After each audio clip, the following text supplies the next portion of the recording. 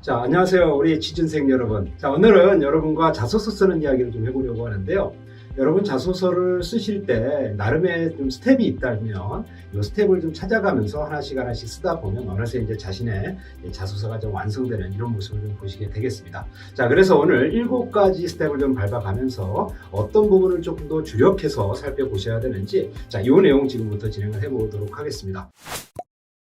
우리 매니지피케이션이라는 단어를 계속 쓰고 있죠. 자, 여러분이 가지고 있는 잠재력, 또 여러분이 어필하고자 하는 이런 내용들이 사실 경영의 관점에서 상대의 회사에, 상대의 조직에게 어떻게 기여를 할 수 있는지, 이런 부분에 대한 관점을 놓지 마시고 지속적으로 좀 쓸 수 있고 접근할 수 있도록 하는 것이 핵심이다, 중요하다, 이런 말씀을 좀 드려볼 수 있을 것 같고요.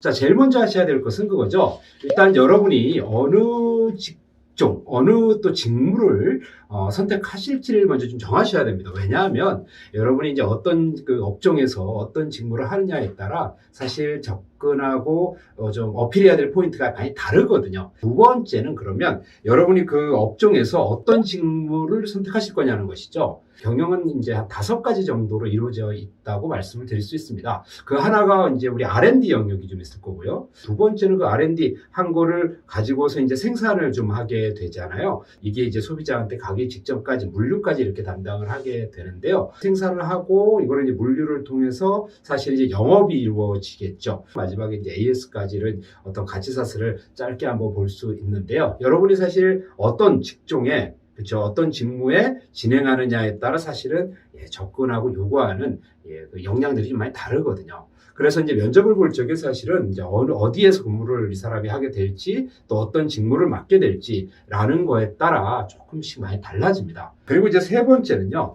그럼 여기에 해당되는 회사를 한번 좀 보셔야 됩니다. 회사들마다 매년 이렇게 몇 명을 채용을 하게 되는지 이런 것들을 좀 보시게 됩니다. 채용 요강들은 그래서 좀 지나간 것들도 한번 보시는 것이 의미가 있는 것이, 이제 어떤 직무들을 몇 명이나 뽑게 되는지 그걸 한 2, 3년치만 좀 놓고 보셔도 올해는 어떤 정도의 접근으로 할 수 있겠다라는 거를 목표 기업을 한 3개 정도, 한 5개에서 한 3개에서 한 5개 정도를 일단 선정을 좀 해놓으실 필요가 있겠죠. 그래서 회사명, 그리고 이제 여러분이 이런 회사를 선택하게 된 이유, 가만히 보니까 이 회사가 지금 앞으로 사업이 이쪽 방향으로 나가려고 하는 것 같은데 내가 이 방향과 관련해서는 이런 경험치들을 가지고 있다. 여러분의 시각에서 표현하는 것보단 상대의 시각에서 그 기업의 입장에서 나를 왜 뽑아줘야 될지, 어떤 부분에 대해서 내가 그 기업에게 어필할 수 있겠는지 그 기업의 시각에서 볼 수 있으셔야 된다. 그러고 난 뒤에 이제 한 3개나 5개 정도가 되면 우선순위를 조금 세우는 게 좋습니다. 그 다음 스텝으로 가는 것은 이제 채용 요강을 보셔야겠죠. 채용 요강 속에 답이 있다는 이야기를 좀 드리긴 했는데,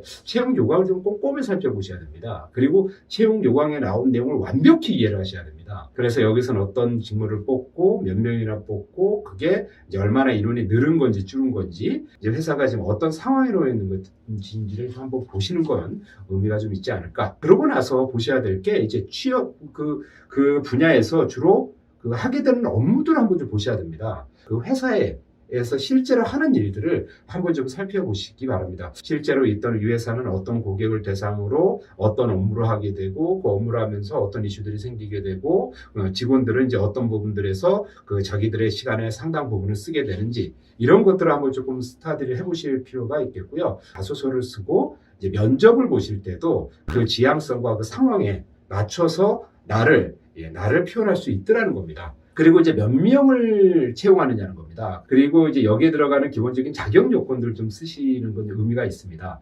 자격증도 좋기, 그 중에 하나 이기는 하겠지만, 그거보다는 한 단계 조금 더 들어갔으면 좋겠습니다. 그러니까 내가 공부한 분야가 있는데 회사에서 채용하고자 하는 분야에 어떻게 연결이 되는지, 이런 것들을 한번 좀 살펴볼 필요가 있겠다는 것이죠. 자, 우리 4번째 단계까지 끝났죠. 첫 번째는 희망업종, 두 번째는 직무, 세 번째는 목표 기업을 선정하신 뒤에 4번째는 이제 채용 분야, 우리 채용 요강을 한번 살펴봐라. 그걸 이제 살펴보신 뒤에, 그러고 나서 이제 인재상을 보셔야 됩니다. 사실은 이제 기업 기업들마다 나름의 인재사항이 여러 가지 홈페이지를 통해서 이제 소개가 되고 있죠. 맞습니다. 맞고요. 그것보다는 여러분이 이제 그걸 기반으로 해서 한 단계 좀 더 들어가셔야 됩니다. 만약에 이 회사가 도전성에 대해서, 도전 정신에 대해서 대단히 많이 강조를 한다. 그러면 당연히 그 회사의 이력을 보면 도전했던 어떤 사업 성과들이 있었을 겁니다. 그런 것들과 연관이 돼서 사실은 자소서나 또 면접을 볼 때 분명히 말씀하시는 게 훨씬 좋습니다. 그런 면에선 또 나는 내가 갖고 있는 도전은 어떤 게 있습니다. 홈페이지에 나와 있는 인재상을 좀 주도 면밀하게 보고 이게 회사의 어떤 상황이나 그간에 이제 지내온 내용 그리고 회사의 문화와 연결하시면서 사실 구체적인 실천 내용을 좀 뽑으신 뒤에 내가 갖고 있는 경험치하고 같이 연동시키는 거 이것이 핵심이다. 또 이제 재무적인 현황이나 내용들 특성을 조금은 보실 필요가 있습니다. 나중에 기회가 되면 제가 재무제표를 보고 이제 입사 지원하시기 전에 조금 체크해야 될 내용들을 같이 또 말씀 좀 드려볼 건데요. 이런 이제 재무사항이나 함께 최근에 이제 뉴스들 쭉 올라오는 걸 한 3년치 정도만 쭉 한번 이렇게 살펴보실 필요가 있습니다. 그래서 회사가 최근에 이제 어떤 걸로 뉴스가 많이 나오는지 좋은 것도 있을 거고 좀 안 좋은 것도 있겠죠. 그런 것들을 좀 살펴보시면서 이런 맥락이라면 이번 회사에서는 좀 어떤 부분에 관심을 많이 가지고 접근을 하겠구나. 이런 부분들을 좀 염두를 해두시는 게 훨씬 중요합니다. 이제 마지막 스텝입니다. 자, 마지막 스텝은 사실 이제 자소서에서 요구하는 그런 이제 내용들이 제목들이 좀 나오죠. 제일 먼저 가장 많이 물어보는 게 이제 성장 배경, 성장 과정도 좀 물어볼 거고요. 그리고 여러분이 이제 학교 생활도 많이 보시게 될 거고, 또 이제 여러분이 가지고 있는 이제 성격은 무엇인지, 성격도 좀 보시게 될 거고, 그리고 여러분이 지원 동기와 입사 포부까지, 보통 이제 5가지가 가장 기본적인 거잖아요. 앞에서 쭉 스크린 하시면서, 나왔었던 어떤 그 키워드들, 이 곳곳에 표현되는 모습으로 내가 가진 것과 함께 결합돼서 이렇게 표현하시는 게 가장 핵심입니다.